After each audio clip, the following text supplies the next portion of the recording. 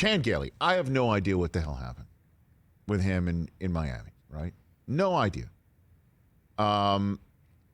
When Tua was in Arizona, going toe-to-toe with Kyler Murray in one of the more exciting games of the year to that point in time, and Tua had that third quarter drive where he was hitting on every throw and people were open and he was dynamite.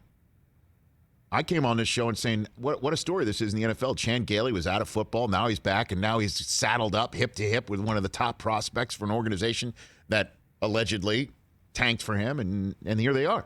Worked out. Then it went to crap. Now he's out of a job. Did he forget how to coach? Is it a bad mix?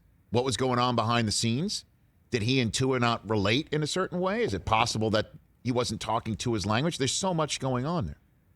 And now that Chan's out, now the conversation that gets louder with each passing day that Tua has nothing to do with, he is trash, according to many members of our talent evaluation community and the Twitterverse. Literally, like, he's finished in Miami. Like, the Miami Dolphins missed on him. Justin Herbert is a clear, surefire hit, and Tua is not. And he is going to be on the move. Deshaun's like Deshaun Watson smelling blood in the water. He wants out where he is, and he thinks Miami would definitely take him because, look at Tua. So Houston will take Tua. I'll go there. I'll now live in South Florida and take photographs like the ones that I put on Instagram every day of the week, as opposed to just during the offseason. And that's what I'll do. And people are like, that makes sense. Let's make this trade. And then why was Tua on everyone's mind last night? Because Mac Jones looked like the world beater that he was last night. And even Tua didn't look like that. Tua had some great games, but I don't know if they looked like what Mac Jones had last night against the Ohio State. Mac Jones was throwing receivers open. Mac Jones was throwing to wide open receivers. Mac Jones didn't miss many throws. Mac, who was on the show yesterday, said that when he showed up in Alabama for the first time, he said it was 170 pounds soaking wet. Look what he's become right now. So now I even saw some takes last night that Mac Jones proves that Tua wasn't worth where Miami took him. I saw that. Mac Jones is also throwing to first-round receivers, handing off to first-round running backs. But so is Tua. Come on. Wasn't Tua throwing to Calvin Ridley? I mean, wasn't Tua was I don't even know off the top of my head who Tua was throwing to, other than the fact that all you got to do is look up the last 3 drafts, and he was throwing to all of them. Exactly. Ruggs, name it. Judy, before he got hurt, name it. And some of the times Alabama was playing, points were tough. Not like last night. Not like last night.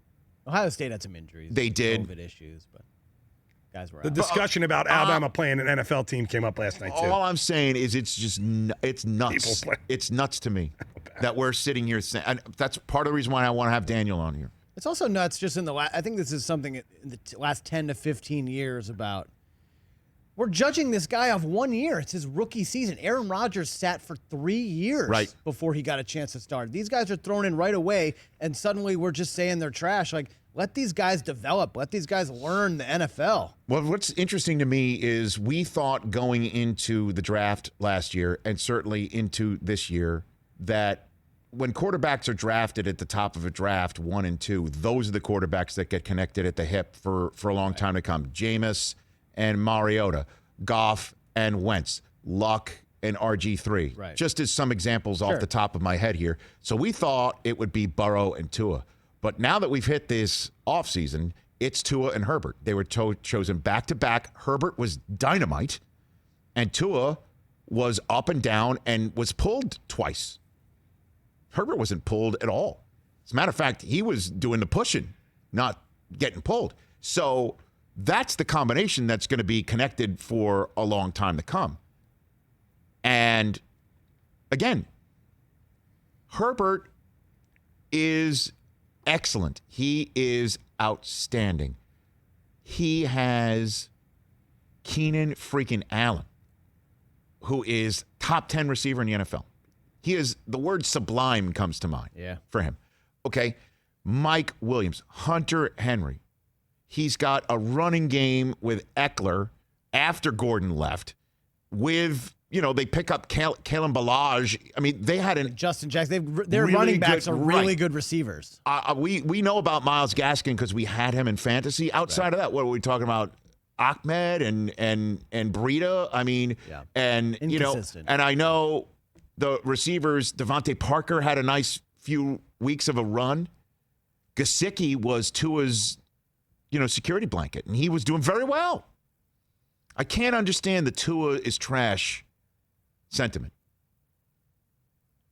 And that the Dolphins are, if they could get out of it right now, they would. I don't get it. I don't understand it. Hey, you watched all the way to the end. Thanks for that. Watch more right here.